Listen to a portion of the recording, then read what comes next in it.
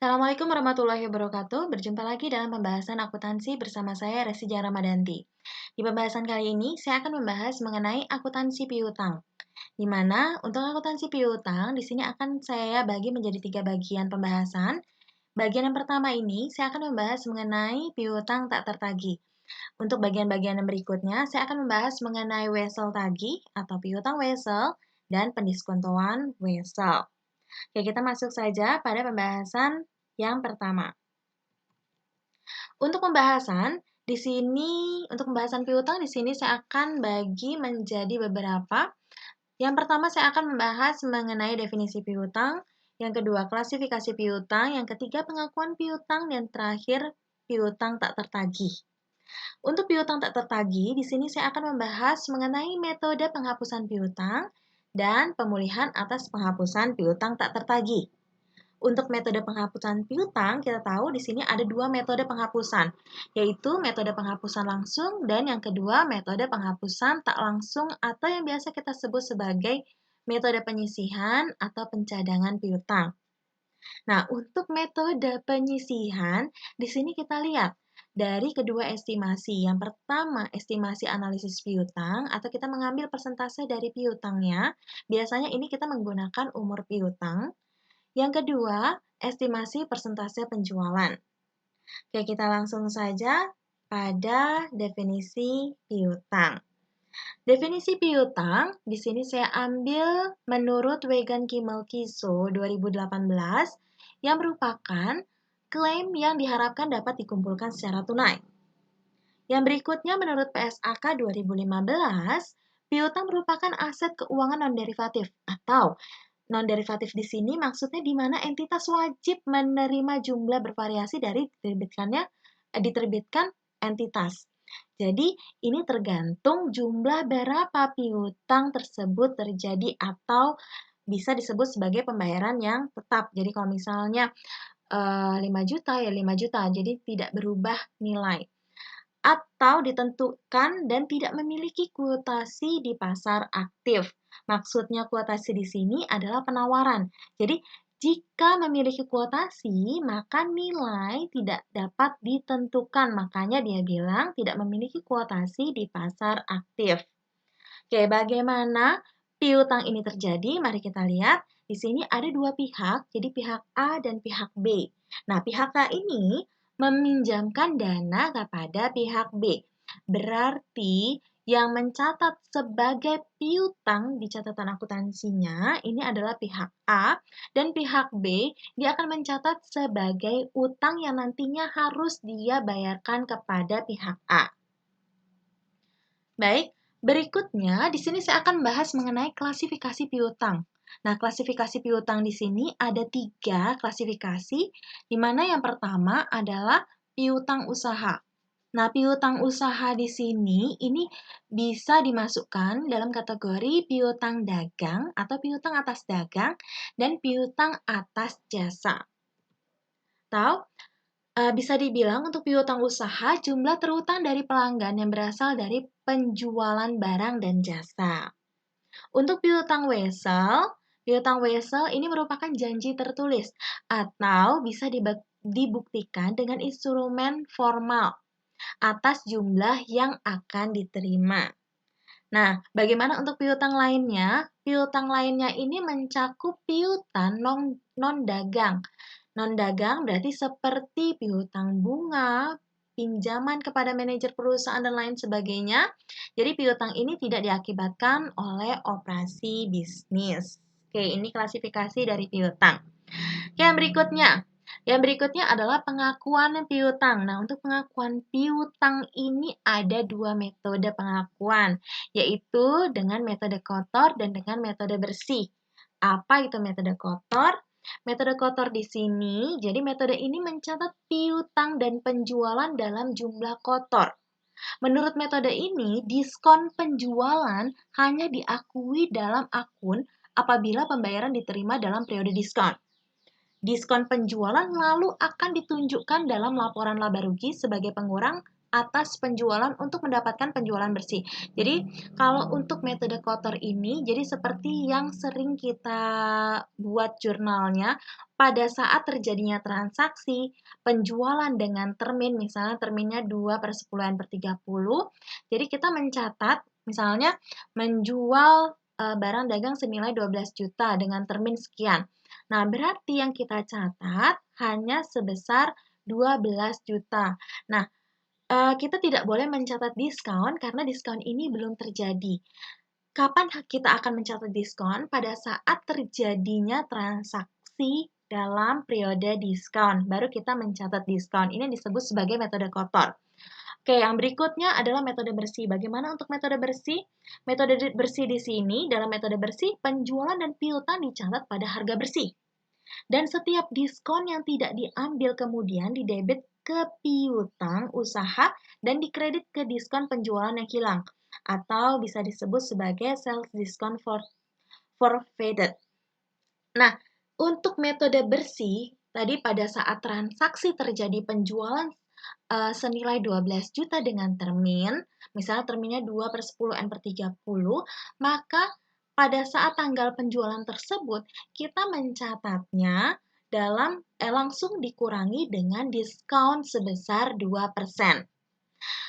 Entah nantinya kita akan memperoleh diskon atau tidak memperoleh diskon, diskon ini nanti pada akhir pelunasan ini akan disesuaikan.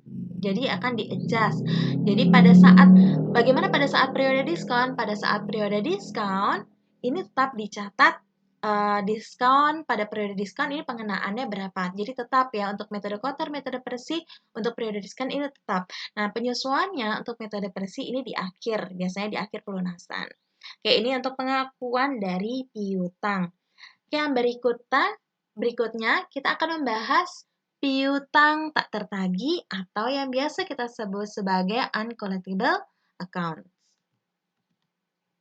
Piutang tak tertagih.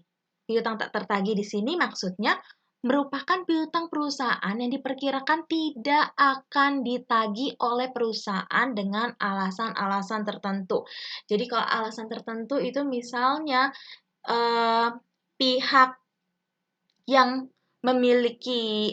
pihak yang berutang, misalnya kita memiliki piutang atas nama PT A, berarti si PT A ini kenapa tidak tertagih? Kemungkinan dia tidak sanggup membayar sejumlah nilai yang sudah ditentukan.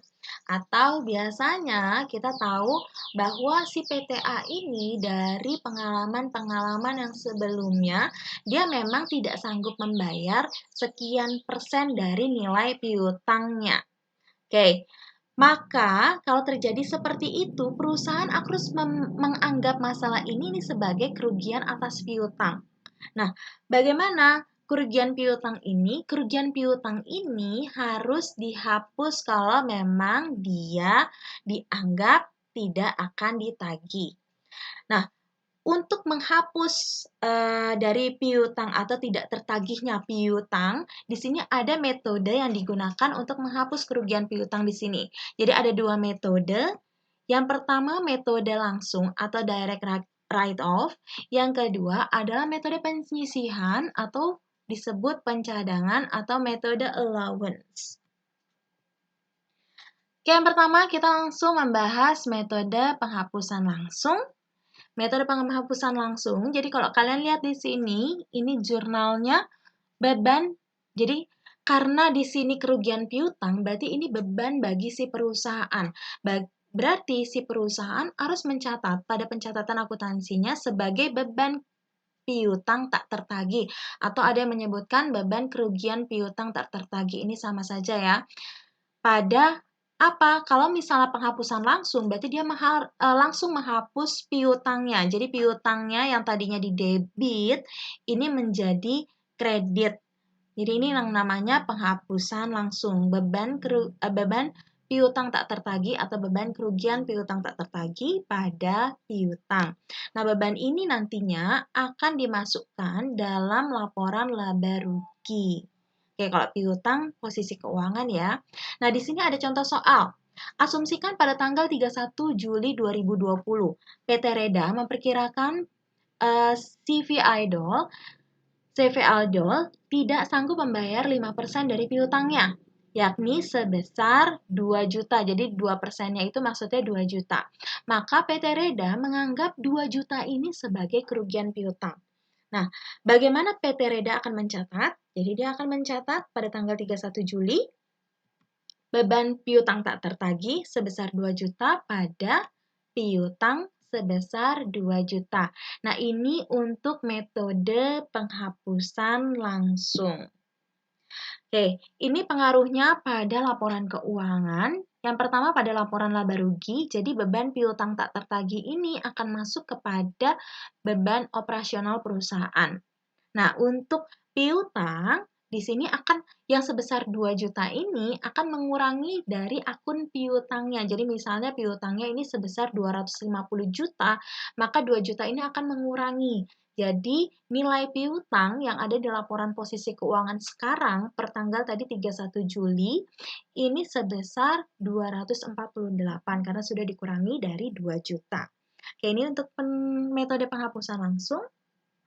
Yang berikutnya, metode penyisihan atau pencadangan.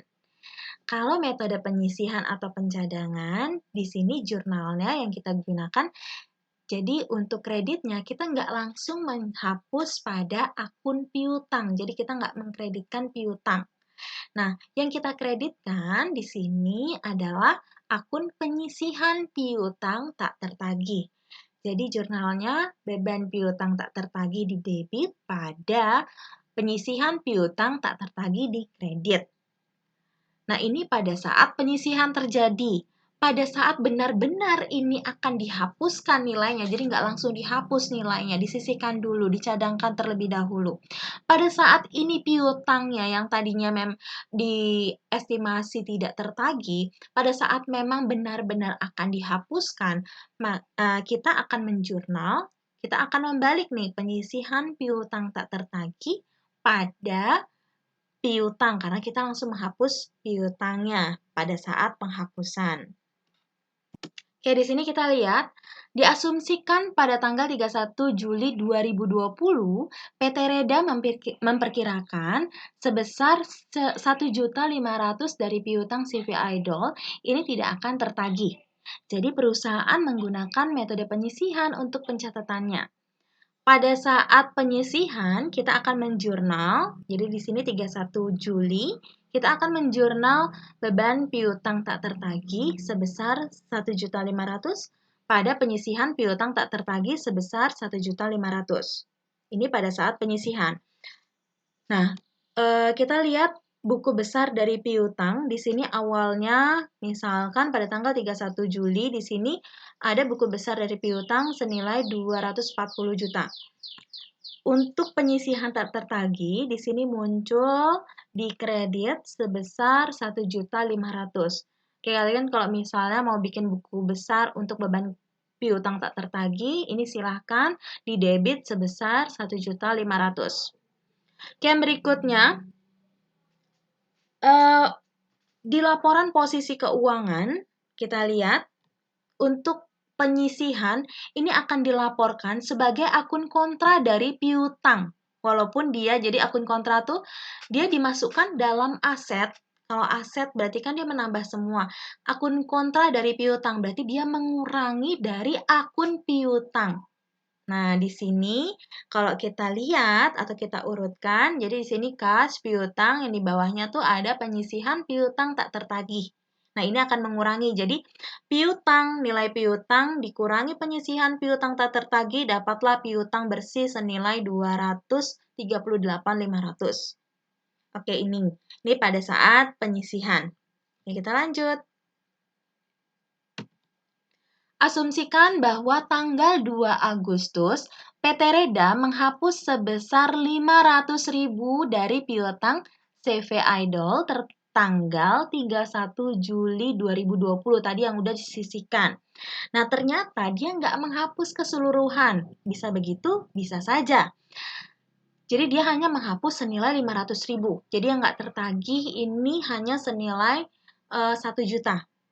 pada saat penghapusan, dia akan menghapus tanggal 2 Agustus penyisihan piutang tak tertagih 500.000 pada piutang senilai 500.000. Nah, ini kalian lihat buku besarnya. Pada buku besar piutang, di sini dia akan mengurangi di tanggal 2 Agustus sebesar 500.000. Jadi balance-nya itu saldonya sebesar masih di debit tapi sebesar 239.500. Untuk penyisihan piutang tak tertagih, di sini tadi yang saldonya tanggal 31 sebesar 1.500.000, karena di sini ada penghapusan sebesar 500, berarti balance-nya tetap dikredit senilai 1 juta. Oke, maka di laporan posisi keuangan bisa kita lihat di sini bahwa nilai penyisihan piutang tak tertagih ini bernilai 1 juta. Dan nilai dari piutang bersih ini senilai 238.500. Jadi nilai piutang bersihnya ini sama ya kalau kita lihat. Nah, sama kan? Kita lihat piutang bersihnya. Yang berbeda di sini hanya nilai nilai piutangnya saja yang berbeda karena pengurangannya juga berbeda. Oke, ini untuk metode penyisihan atau metode pencadangan kerugian piutang. Oke, yang berikutnya metode penyisihan kita lihat dengan estimasi persentase dari penjualan.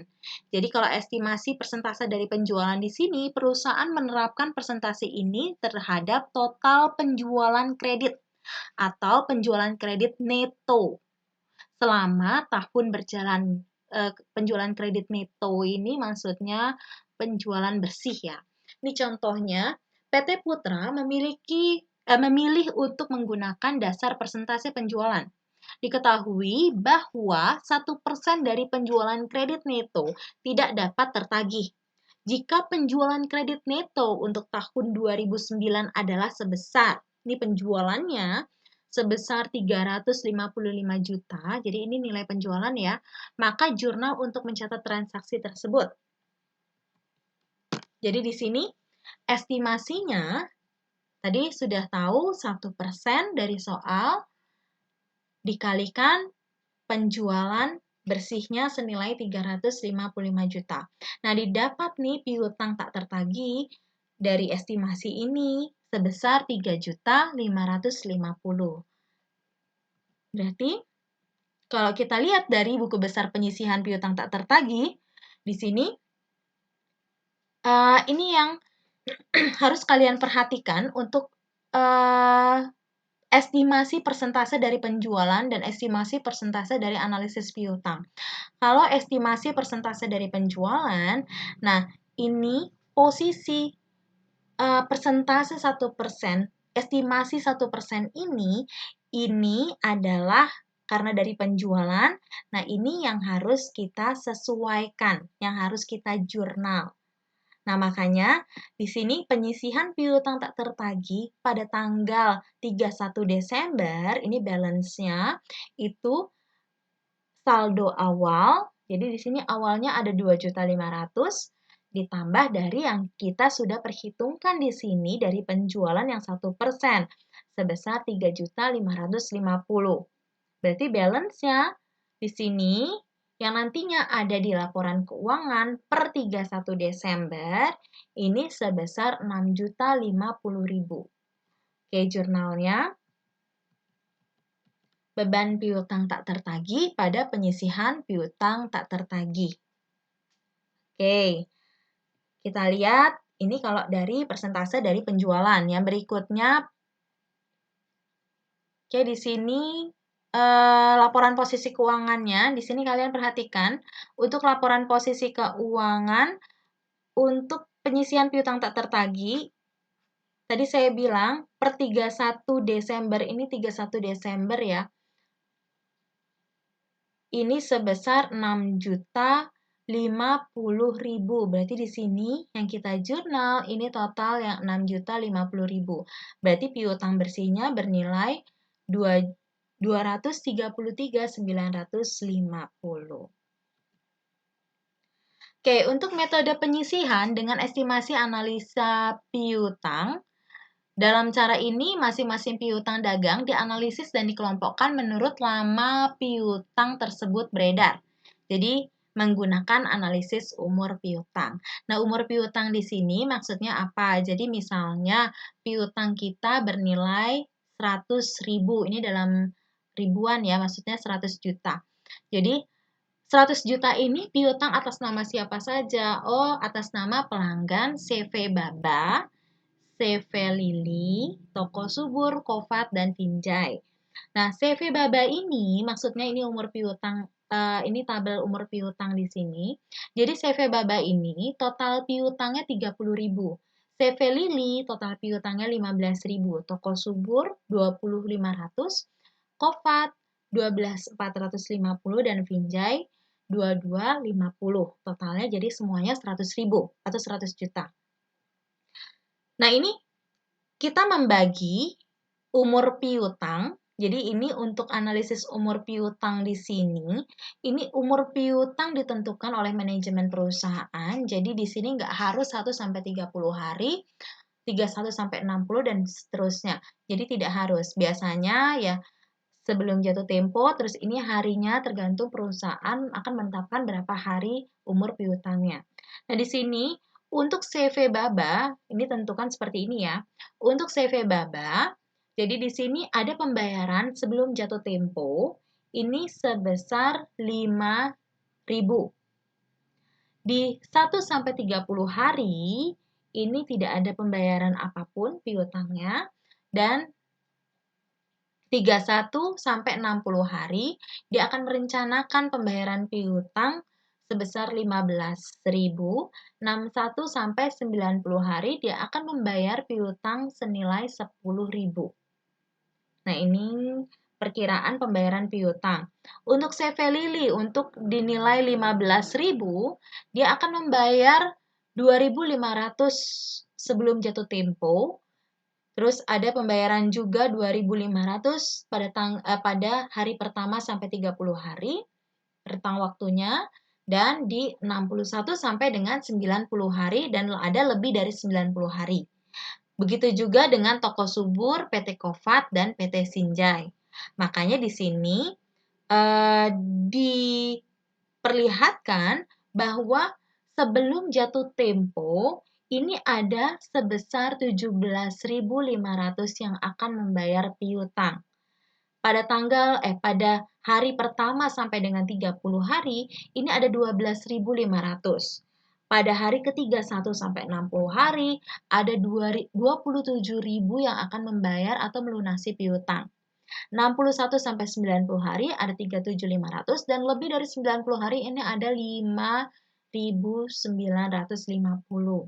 Nah, ini kalau misalnya di buku atau di soal-soal biasanya ini sudah diketahui. Jadi rentangnya berapa, terus siapa yang membayar sebelum jatuh tempo 1 sampai 30 sampai lebih dari 90 hari, ini sudah diketahui. Dan juga sudah diketahui biasanya oleh manajemen estimasi piutang tak tertagihnya ini berapa dari yang belum jatuh tempo 1 sampai 30, 31 sampai 60 dan berikutnya. Nah, di sini estimasi persentase piutang tak tertagih sebelum jatuh tempo dari nilai 17.500 ini estimasinya itu sekitar 2%. Dari 12.500 estimasi tak tertagihnya 4%. Dari 27.000 estimasinya 10%. Nah, ini berikutnya 20%, dan lebih dari 90 hari untuk total 5.950, estimasi tak tertagihnya ini sebesar 40%. Nah, bagaimana kita akan menghitung total dari atau estimasi kerugian piutang? Jadi di sini kita bisa mengkalikan estimasi persentasenya dikalikan dengan total piutang dari pelanggan tersebut. Jadi kalau misalnya 2% dari 17.500, berarti 2% dikalikan 17.500. Ini sebesar 350. Nah, berikutnya juga 4% dikalikan 12.500. Dan berikutnya 10% dikalikan 27.000, 25% dikalikan 37.500, dan 40% dikalikan 5.950. Kalau kita total, estimasi kerugian piutangnya dari 300, 500, 2.700, dan sebagainya, ini totalnya 15.305. Makanya di sini berarti dari persentase piutang tak tertagih yang kita ambil dari estimasi piutang, persentase piutang, bahwa estimasinya ini sebesar 15.305. Nah, di sini kita lihat buku besar dari penyisihan piutang tak tertagih. Jadi pada tanggal 1 Januari ini balance awal atau saldo awal dari penyisihan piutang tak tertagih. Di sini ada sekitar 2.500. Nah, kalau kita lihat tadi persentase dari penjualan yang sudah kita kalikan, ini letaknya akan di sini. Akan di sini, jadi dia akan menambah dari penyisihan piutang tak tertagih saldo awalnya. Jadi 2.500 ditambah berapa yang sudah kita kalikan. Tapi karena ini diambil, jadi persentase ini diambil dari persentase piutang, maka ini menandakan, jadi nilai 15.305 ini menandakan bahwa inilah penyisihan piutang tak tertagih per tanggal 31 Desember. Nah, berarti ini bisa kita letakkan, berarti balance akhirnya ini sebesar 15.305.000. Berarti berapa yang akan kita sesuaikan? Berarti yang kita sesuaikan adalah selisihnya dari 15.305 dikurangi 2.500 atau sebesar 12.805.000. Nah, ini yang akan kita jurnal. Karena nanti pada saat pelaporan yang akan kita tampilkan pada penyisihan piutang tak tertagih, ini sebesar 15 juta ini. Oke. Di sini jurnal tanggal 31 Desember, berarti beban piutang tak tertagih pada penyisihan piutang tak tertagih sebesar 12.805.000. Nah, kalian lihat pada posisi keuangan, laporan posisi keuangan, awalnya nilai piutang kita senilai 240 juta. Nah, ini penyisihan piutang tak tertagih. Jadi penyisihan di sini kita ambil dari balance yang terakhir, yaitu sebesar 15.305.000. Makanya di sini untuk piutang bersihnya ya selisihnya 234 juta sekian. Oke, ini untuk metode penyisihan dengan estimasi analisa piutang. Oke, yang berikutnya, kalau tadi kita sudah membahas mengenai bagaimana pencatatan ketika piutang tidak tertagih. Nah, di sini pemulihan atas penghapusan piutang tak tertagih atau recovery uncollectible accounts. Jadi, pemulihan ini maksudnya tadi kita sudah mencatat bahwa atau kita sudah mencatat penghapusan piutang. Nah, di sini tiba-tiba si pelanggan ada itikat baik datang ke kantor, dia ingin membayar piutangnya. Nah, ini seperti apa? Kita lihat. Nah, kenapa bisa terjadi? Apabila pihak terhutang dia beritikat baik untuk membayar piutangnya pada saat setelah perusahaan melakukan pencatatan penghapusan piutang. Jadi pada saat perusahaan sudah melakukan pencatatan penghapusan piutang, berarti kan piutangnya sudah dihapus. Nah, ini pelanggannya baru datang. Dia beritikat baik, dia membayar, ya walaupun membayarnya nggak full seperti penghapusan yang dilakukan perusahaan. Nah, ini yang disebut sebagai pemulihan. Contohnya, setelah menghitung persentase ketidaktertagihan piutang dari estimasi analisis piutang, maka didapatkan jumlah ketidaktertagihan piutang sebesar 3.550 pada akhir Desember 2019. Penghapusan piutang per 1 Februari 2020. Oke. Di sini, pada tanggal 31 Desember, kita akan menjurnal beban piutang tak tertagih pada penyisihan piutang tak tertagih senilai 3.550.000. Nah, ini kita ambil contoh metode penyisihan ya. Berikutnya, pada tanggal 1 Februari, karena di sini tanggal 1 Februari adalah tanggal penghapusan, maka kita akan menghapus piutang tersebut, penyisihan piutang tak tertagih pada piutang sebesar 3.550.000. Nah, di sini kita anggap kita menghapus keseluruhan dari penyisihan piutang yang kita buat. Oke, contoh. Nah, di sini contoh yang tadi, jadi jika pada tanggal 10 Maret 2020, atas nama pelanggan PT Kovat misalnya, dia ada itikat baik mau membayar piutang sebesar 500.000. Nah, ini jurnal yang sudah kita lakukan tadi ya.